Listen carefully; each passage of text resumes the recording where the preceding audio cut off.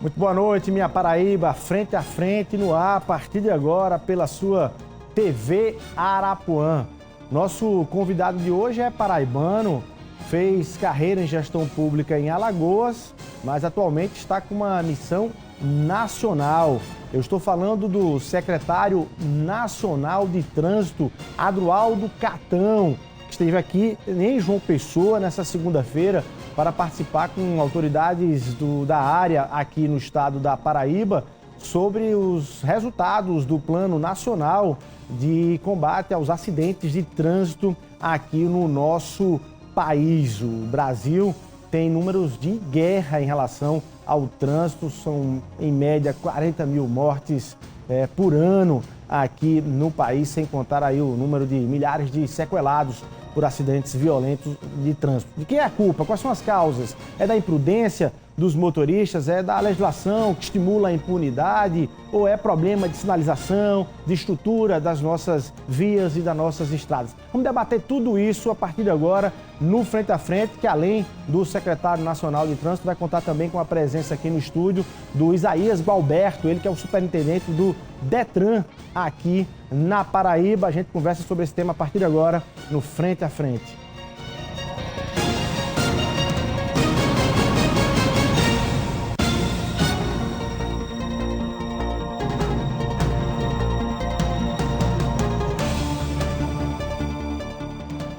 Secretário Adroaldo Catão, muito boa noite, seja muito bem-vindo aqui ao Frente a Frente. E ele dizer, seja bem-vindo à Paraíba, mas você já é da terra, né? Muito boa noite.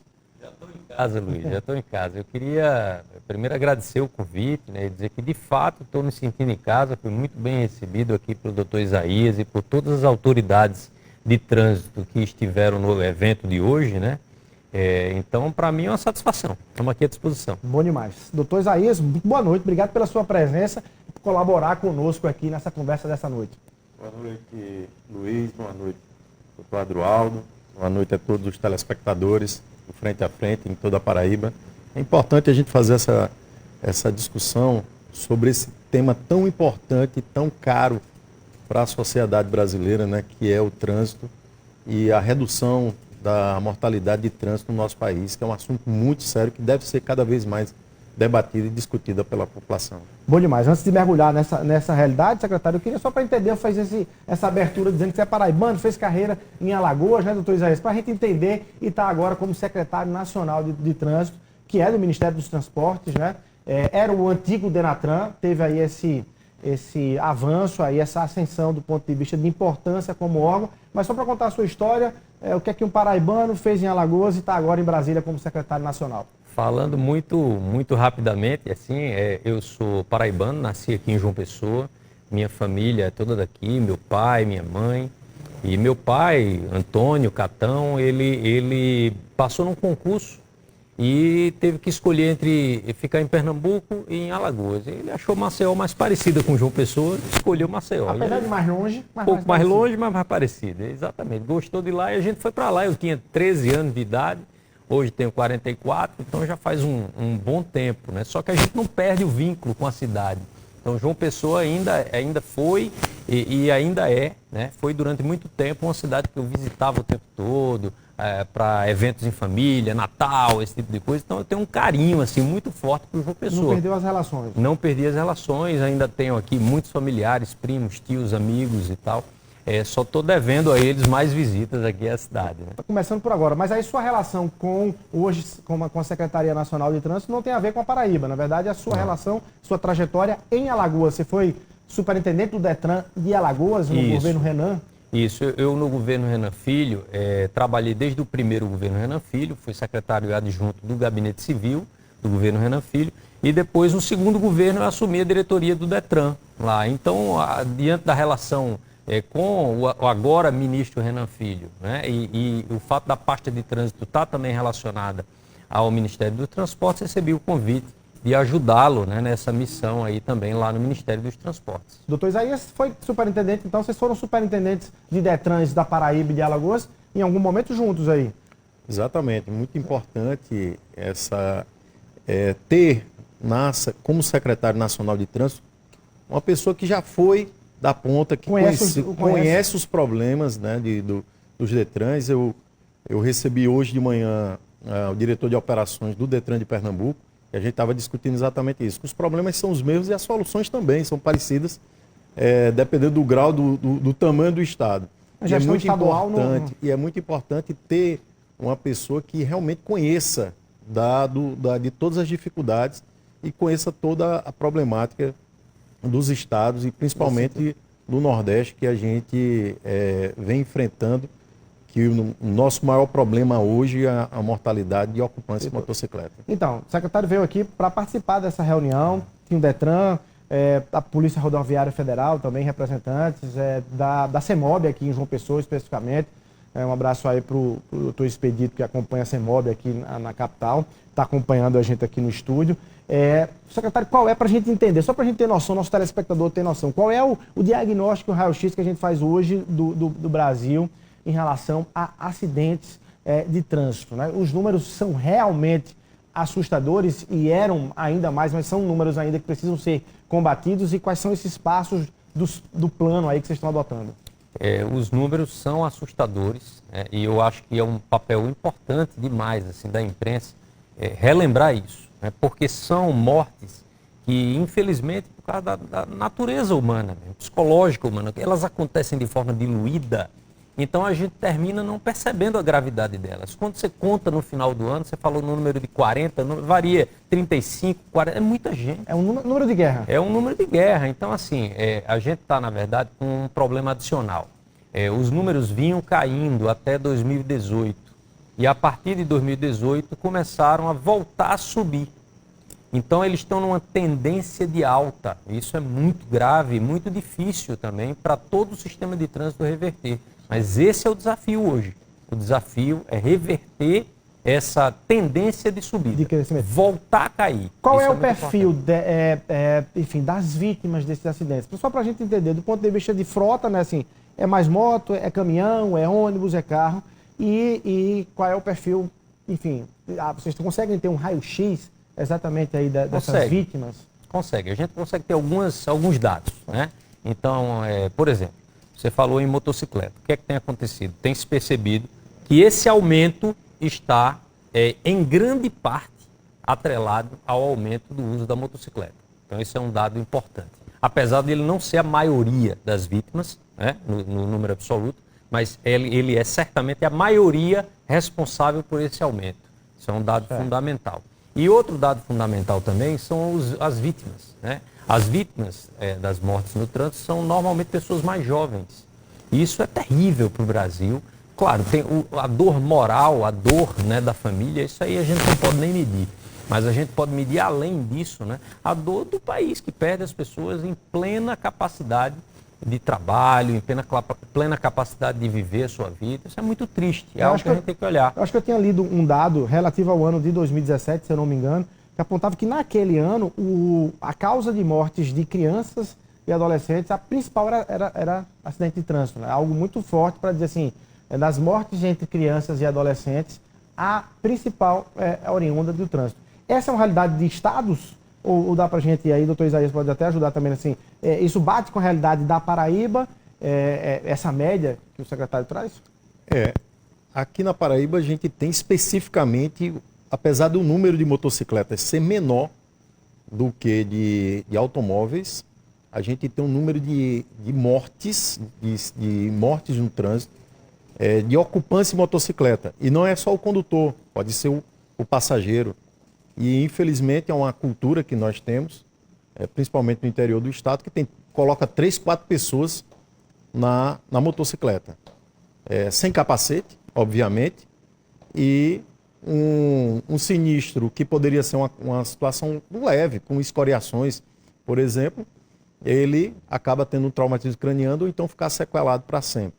Então, aqui nós temos dados do Hospital de Trauma de João Pessoa de Campina Grande, para você ter uma ideia, de 80% dos atendimentos do Hospital de Trauma de João Pessoa e Campina Grande são ocupantes de motocicletas. Então, eu não estou falando do número total de sinistros de trânsito, estou falando do total de atendimentos do Hospital de Trauma, que o Hospital de Trauma atende diversas outras situações, né, de trauma, e nós temos aqui ocupância de motocicletas.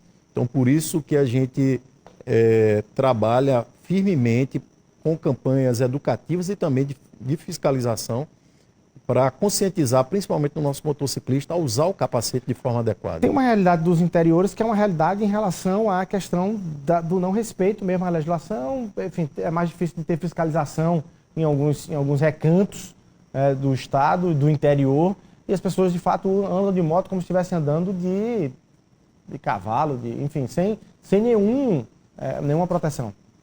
Exatamente. E isso redunda nesses números aqui na Paraíba, né, como eu falei, número na sua grande maioria de mortes no trânsito ocupantes de motocicletas. Então, a gente tem esse dado de ocupantes de motocicletas assim, um grande problema para mudar essa cultura. A gente conseguiu mudar a cultura do cinto de segurança. No automóvel, a maioria dos sinistros, principalmente nas cidades, você não tem vítima fatal porque a pessoa está usando o cinto de segurança.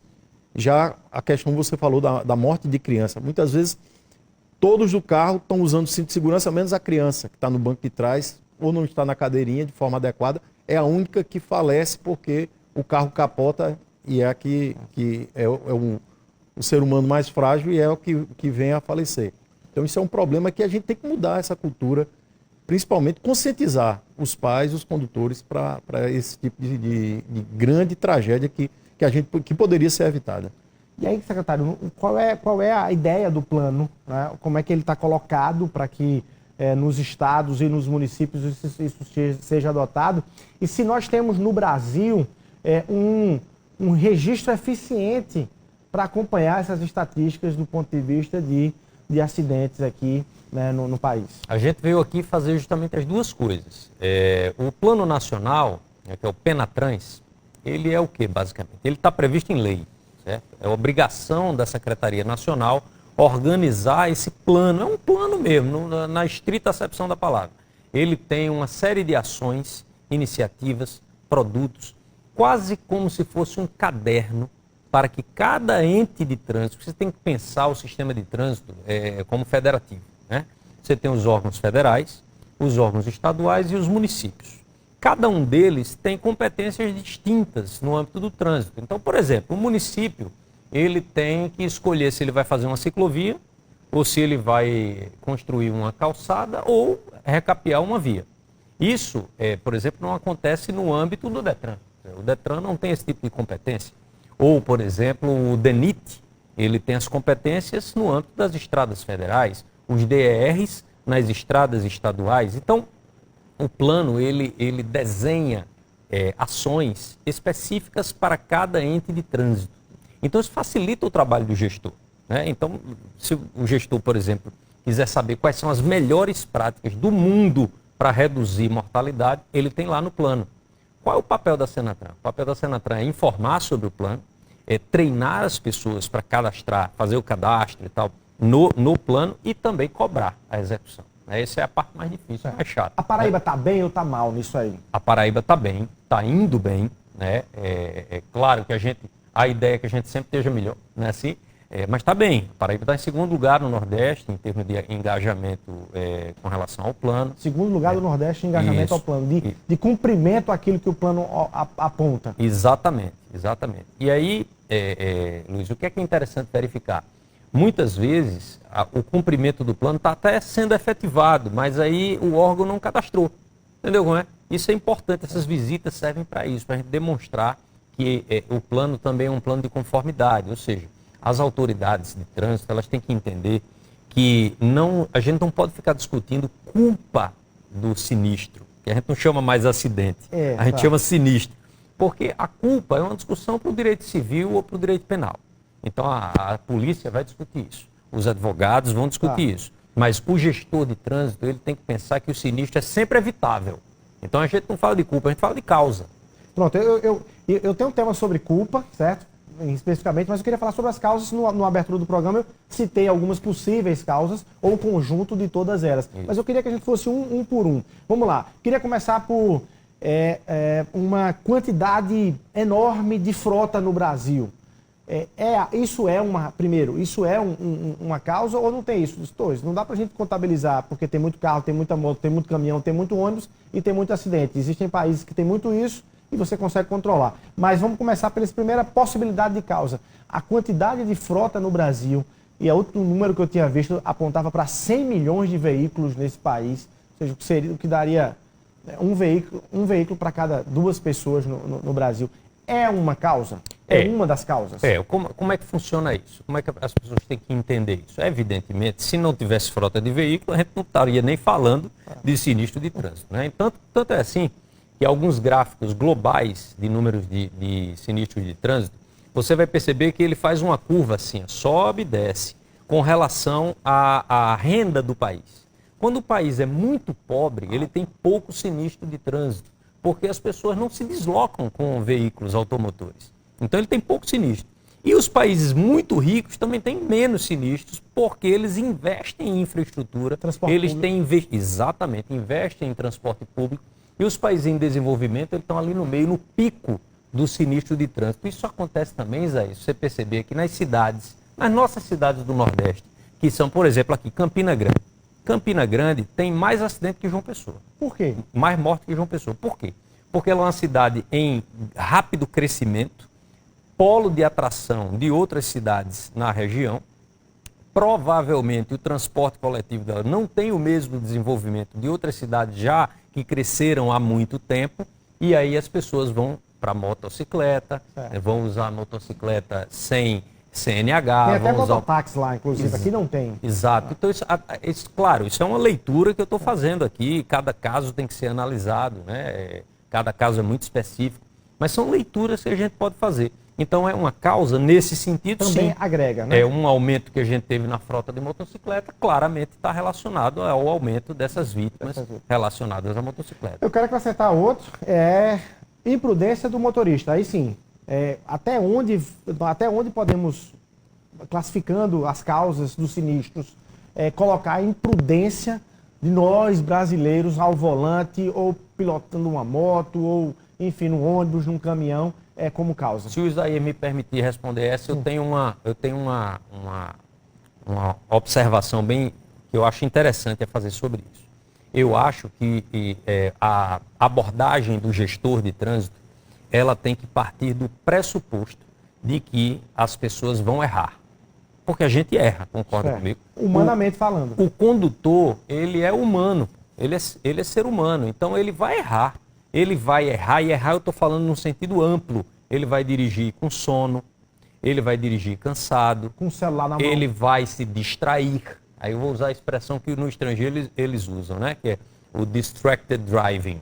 Ele vai se distrair. Ele vai dirigir com alguma distração. E o carro tem várias distrações, a motocicleta tem distrações. Então, o celular é uma distração absurda, né? Então, a gente vai errar. Isso aí é um dado da realidade. A gente tem que partir desse dado. Isso quer dizer que, por exemplo, como é então que eu evito que ele erre? Claro, sim, eu vou fazer campanha de educação, vou fazer.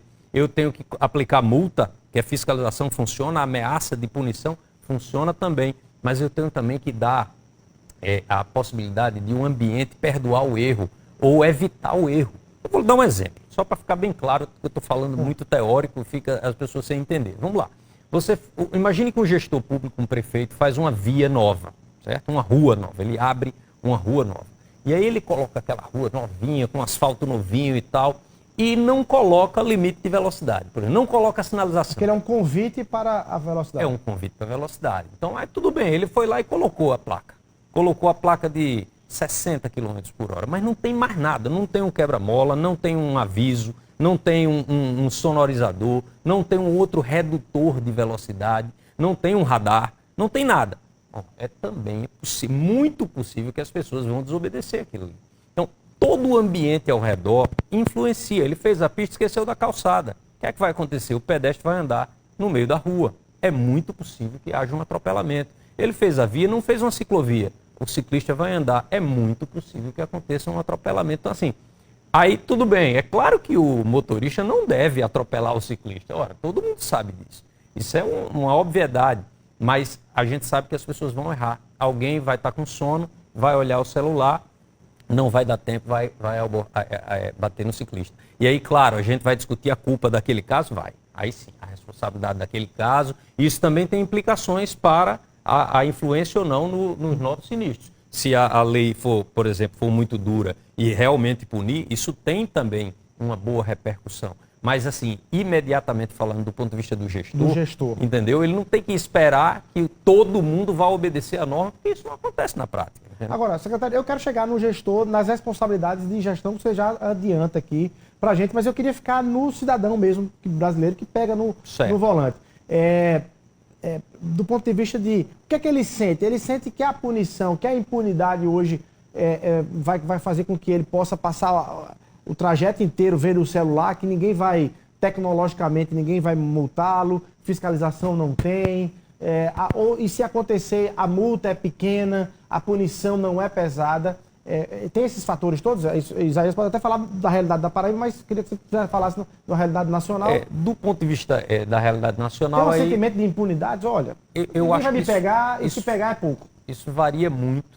E aí eu acho que a minha leitura é que há vários fatores. Então, por exemplo, a gente sabe que eu sou de Alagoas, né, e lá eu via, não é que ninguém me disse, eu via que em muitas cidades do interior, onde a fiscalização é baixa, onde o município não está integrado ainda ao sistema de trânsito, então não há fiscalização, a gente via que as pessoas, de fato, ignoravam completamente a lei de trânsito. Então, muita gente pilotando motocicleta sem capacete, muita gente andando com um veículo sem cinto de segurança, que é uma regra já muito consolidada, pessoas bebendo e dirigindo, isso é muito mais comum, onde o enforcement, né, que a gente chama, não há. Não existe. Então, de fato, não existe a mão do Estado. Não existe a punição do Estado, então, de fato, isso é uma realidade.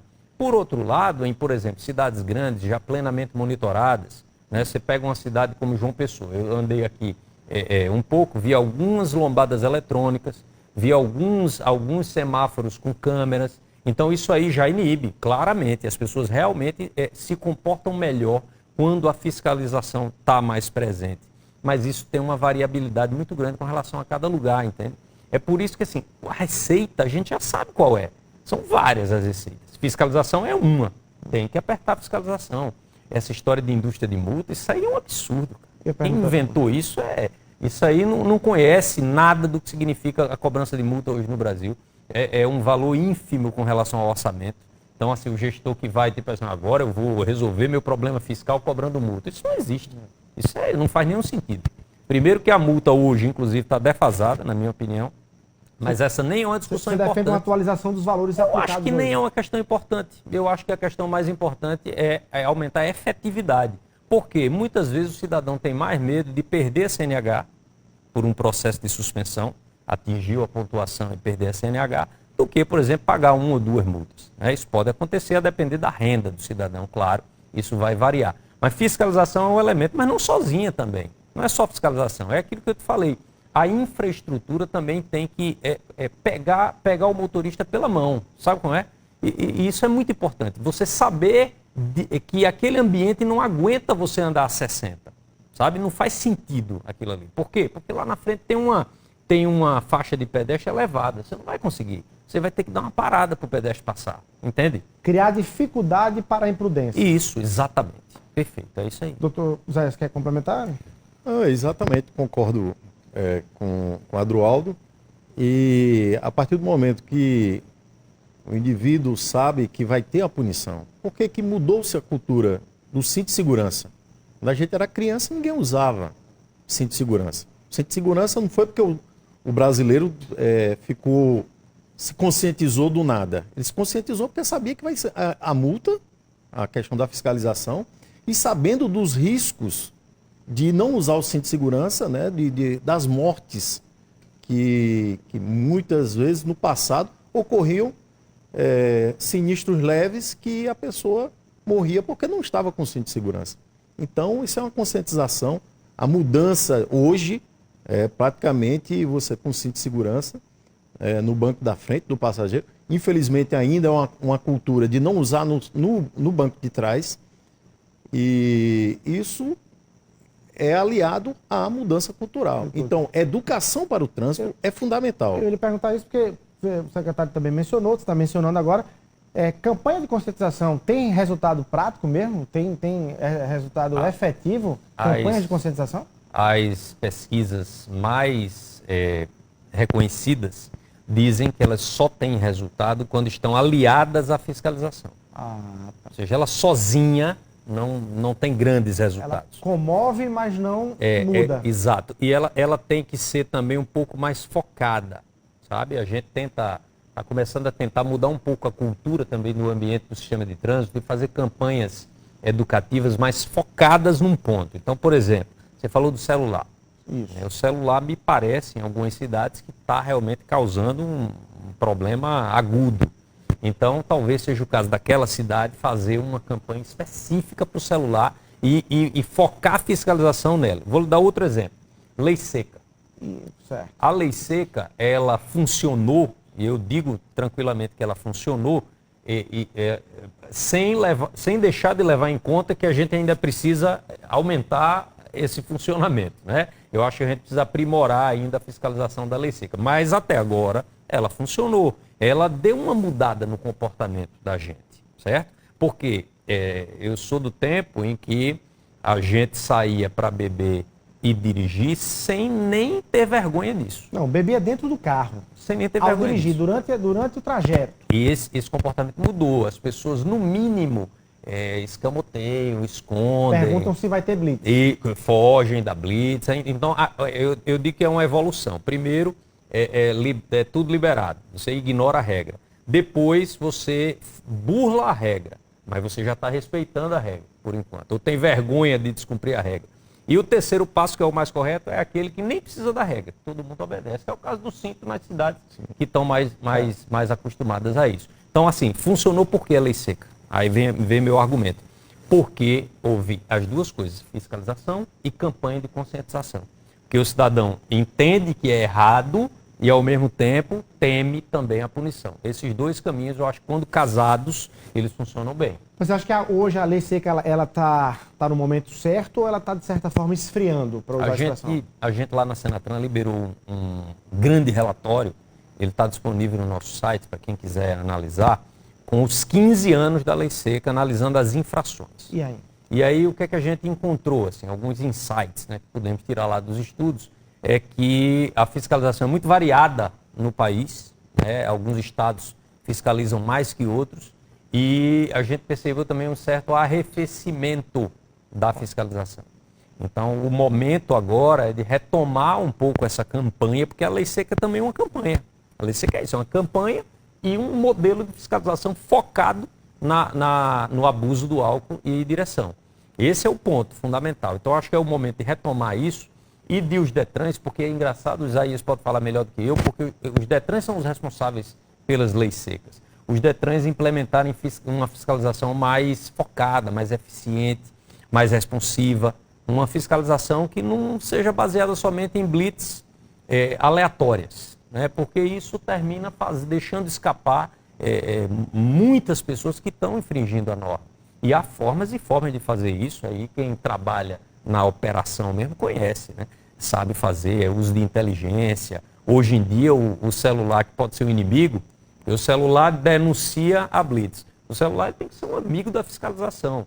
Né? Por quê, gente? Porque assim, não é brincadeira pegar o carro para dirigir você tendo bebido. Né? Você pode causar um sinistro fatal assim, sem nenhuma necessidade. Né? Quer dizer, é um risco completamente desnecessário que você está correndo e submetendo uma outra pessoa também. Eu quero perguntar se nós temos tecnologia avançada para fiscalizações no geral em relação a trânsito, mas antes disso, falando da lei seca, dois extremos.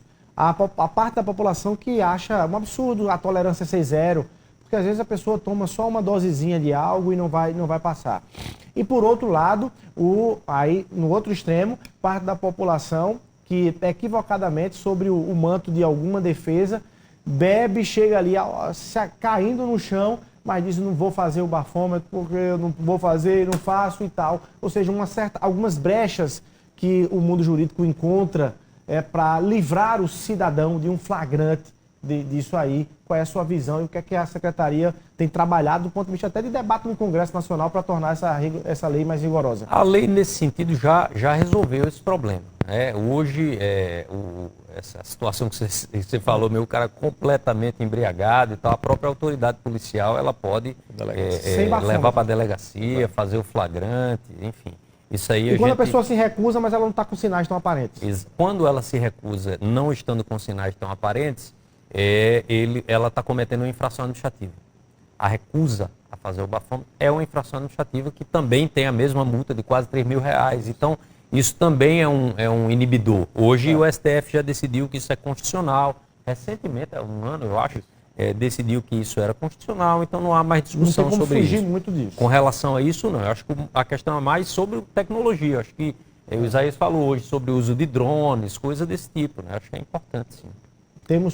Estamos avançando nesse sentido? A gente sempre é muito importante. Primeiro que a análise das ocorrências, né, de saber onde é que está tendo, onde o local, onde poderia ter mais sinistros graves, né, fazer as blitz direcionadas.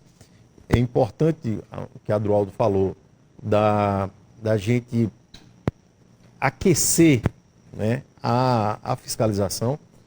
Nós conseguimos tornar permanente a Operação Lei Seca em Campina Grande. Uma cidade de 400 mil habitantes não tinha operação permanente, agora tem. Guarabira também, a gente colocou, temos equipes agora, juntamente com a Polícia Militar, fazendo operação em Guarabira. Aqui também, em parceria com outros órgãos, a gente aumentou a fiscalização e é muito importante a utilização dos equipamentos, drones, câmeras corporais, que é muito importante também.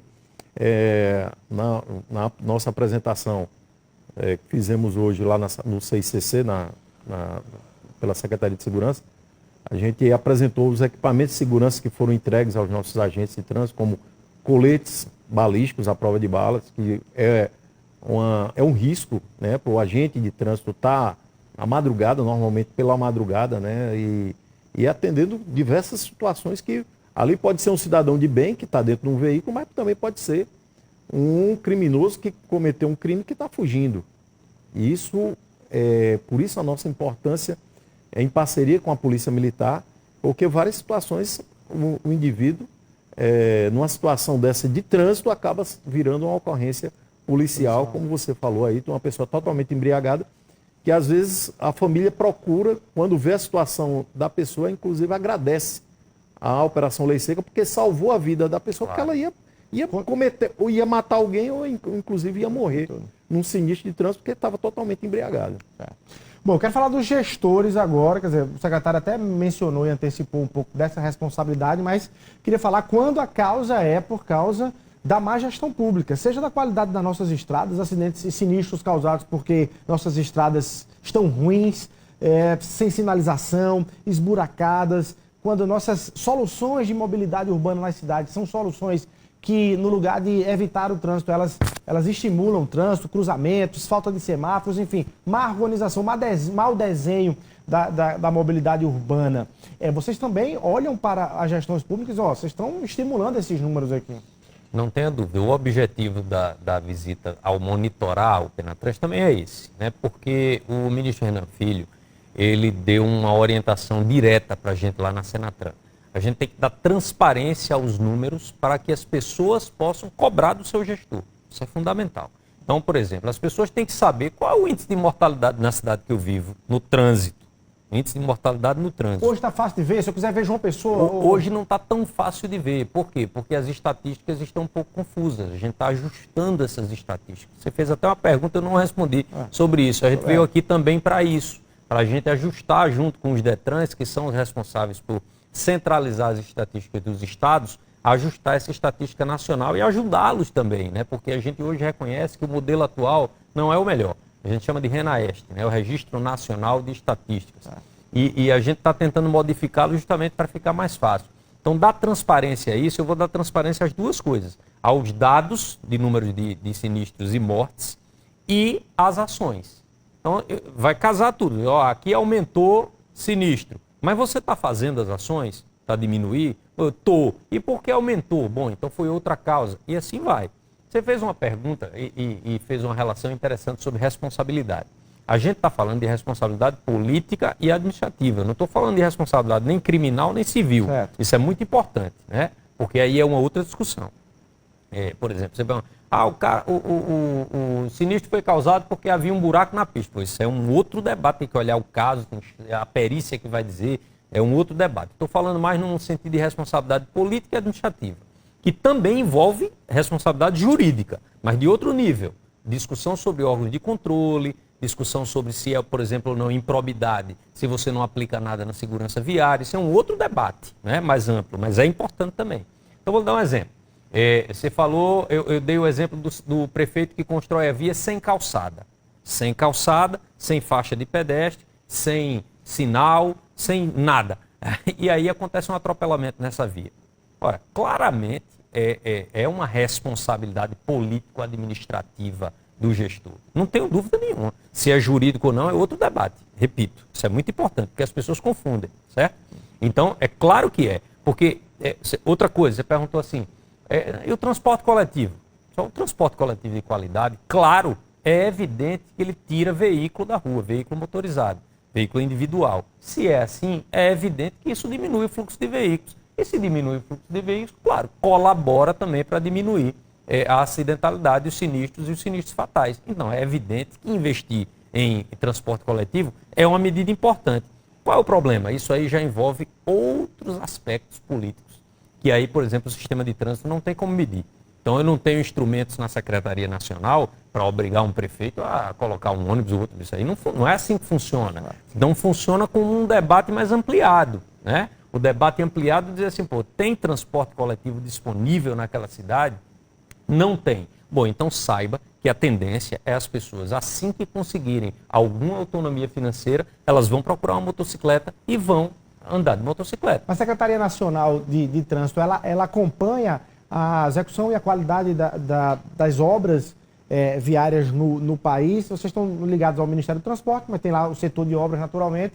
Mas queria saber se a Secretaria tem um olhar também sobre isso, porque tem uma pergunta muito específica aqui para a nossa Paraíba. A gente está acompanhando a triplicação da BR-230, né, a partir de Cabedelo, e tem visto que ela é uma obra que tem demorado, assim, passado ali alguns anos nesse sentido, e gerado alguns riscos de sinistros. Sim, a própria obra. A própria obra, né, por causa da sinalização, enfim, dessa história toda. Vocês têm um olhar sobre isso? Tem uma cobrança sobre isso? Vamos lá, em termos, né? Primeiro é interessante para as pessoas saberem que assim, a Secretaria Nacional, a Senatran, né, ela é um órgão do sistema de trânsito que está vinculada ao Ministério dos Transportes, mas, inclusive, ela é um órgão de controle do próprio Ministério dos Transportes. Então, vou dar um exemplo.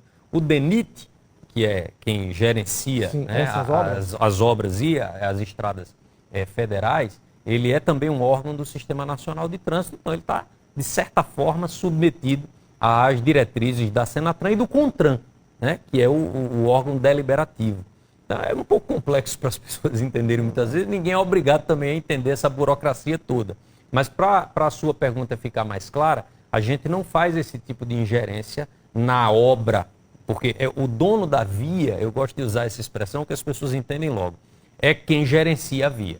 Então, por exemplo, de quem é a pista? É do DENIT? Então é o DENIT quem gerencia a obra, é ele que toma as precauções de segurança. Aí eu vou falar agora um pouco do Ministério, porque já que eu estou vinculado ao Ministério, então eu também participo das discussões de política pública do Ministério dos Transportes. E aí eu tive, inclusive, no lançamento da licitação, se eu não me engano, foi da ordem de serviço, de trechos aqui da BR-230. Eu quis participar porque lembrava da minha infância aqui andando nessa BR para um lado e para o outro. Então participei, a bancada toda da Paraíba estava lá, os investimentos do Ministério dos Transportes nesse ano, eles aumentaram muito, né, em 2023, então mudou completamente a qualidade da malha viária no Brasil, né, voltou a melhorar, porque a malha viária vinha piorando e agora ela voltou a melhorar e muito rapidamente. O ministro Renan Filho gosta de dizer sempre assim, o investimento ele imediatamente causa a melhora, a pista responde ao investimento, isso tem acontecido, mas isso, veja, é DENIT, Ministério dos Transportes. Se a Prefeitura de João Pessoa vai fazer uma obra numa determinada região, a Senatran não tem nenhuma ingerência sobre isso. Quando é que a Senatran pode aparecer? Se alguém, por exemplo, faz uma denúncia sobre a sinalização está errada. A sinalização daquilo ou está faltando. está faltando sinalização, a sinalização está mal feita, aí sim a gente tem poder de atuar. Mas só isso. Né? A obra mesmo em si, não. Aí é uma responsabilidade do dono da via. Secretário, eu queria fazer sobre um tema que agora sim é em relação à questão das responsabilidades e não das causas, quando de um sinistro, de uma colisão ou de um acidente. E aí é uma leitura muito pessoal que eu tenho feito. Eu particularmente, naturalmente, respeito quem pensa o contrário, mas eu acho que o Estado, como poder público, aí não sei qual foi a legislação, não sei qual foi a decisão, se está no Código de Trânsito Brasileiro, se está em outro, lavou as mãos diante de acidentes, de sinistros entre as partes. O Estado não chega junto a não ser que tenha vítima, não é isso? Senão, não tendo vítima, os cidadãos que resolvam os seus BOs, para usar essa expressão. Ou seja, aí a gente vê muito, extremamente difícil você num conflito ali de trânsito, as partes, ninguém dizer que está com razão, o outro está com razão, o outro está com razão.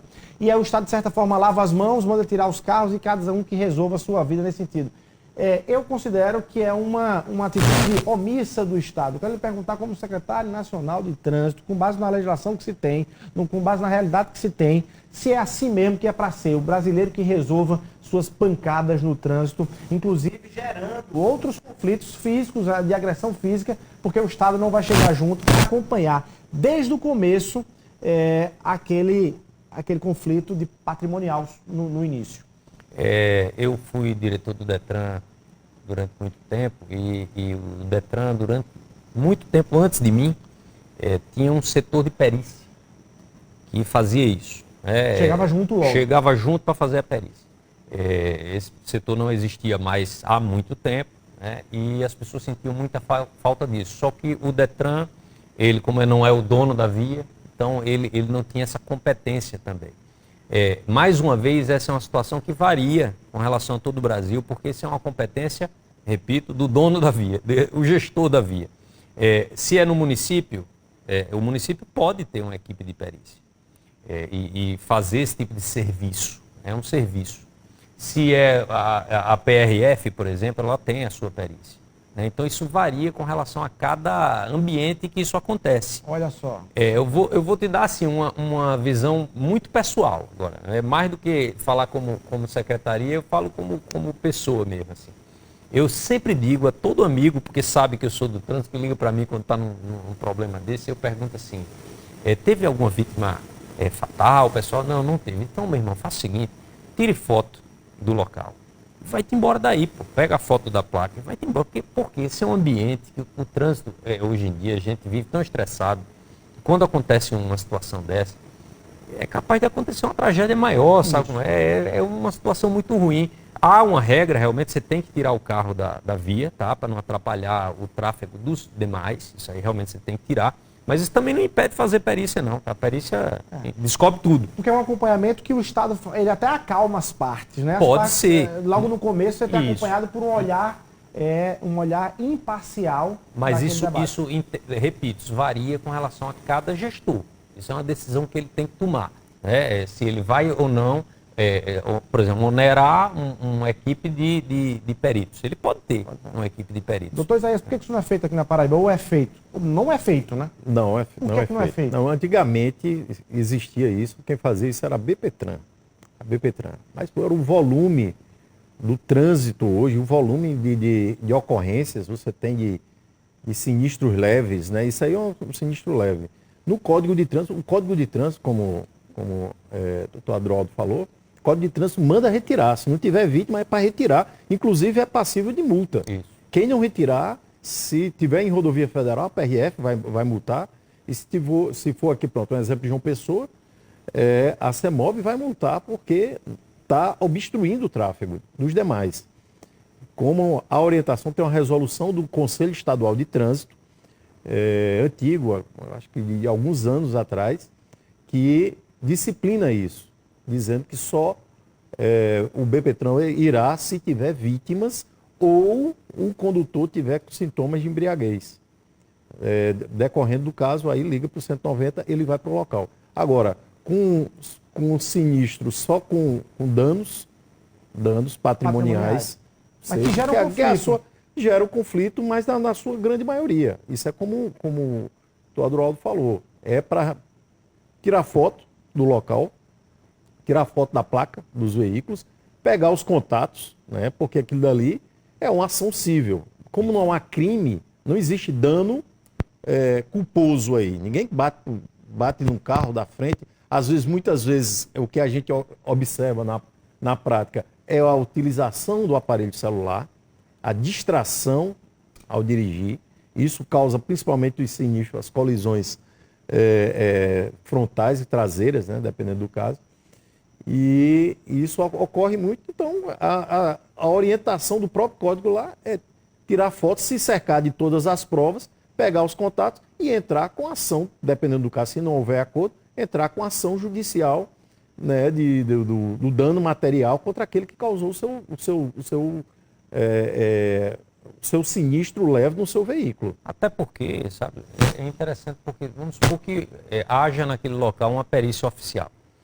Aquilo não resolve o caso, porque eventualmente, se você discordar da perícia, você ainda vai à justiça, entendeu? Então, assim, não há possibilidade de administrativamente você chegar ali e resolver. Não, está resolvido. Você que estava errado, então não é. Mas eu tenho pelo menos um começo com o olhar do Estado que inibe, inclusive, das sim, partes. É verdade. Inibe que as partes se excedam. Porque o que a gente vê, inclusive, é briga de trânsito motivada por não ter nenhum juiz. Quando eu digo juiz, eu não estou falando da carreira do magistrado, mas de não ter o Estado como olhar imparcial contornando aquilo. Arbitrando, contornando. Talvez, assim, uma abordagem, isso eu recomendo, realmente, assim, uma abordagem até humanizada mesmo. Sim, assim, de acompanhamento. Calma, façam isso. Até essa observação que quando eu faço, as pessoas até se acalmam quando ligam para mim aperreado. Por que eu faço agora? Rapaz, você está aí no sol quente, tire foto do ambiente e vá-se embora. E depois você vê se vai ter prejuízo, se não vai. Se você considera que estava errado, pague logo e faça o acordo. Se você considera que estava certo e a outra pessoa não quer pagar, você pega os dados do veículo e entra na justiça, vai lá no juizado de acidente de trânsito e resolve. Okay. Eu defendo essa tese aí, secretário. Inclusive, eu vou lhe perguntar para a gente fechar esse bloco aqui, há alguma possibilidade de, ou só em lei, aprimorando o Código de Trânsito Brasileiro ou outra legislação, de dizer o seguinte, é obrigatório que o Estado, como poder público, quando eu digo Estado, eu estou falando do poder público, de alguma forma, seja município, esfera estadual ou federal, esteja junto em casos de sinistro. Só mudando a legislação. Só mudando. Tem alguma perspectiva do Ministério do Transporte fazer esse movimento? Não, a gente não recebe assim isso com esse tipo de demanda, sabe, Luiz? A demanda hoje mesmo não é no sinistro leve, é no sinistro grave, que é morte e lesão grave. A gente está nessa linha.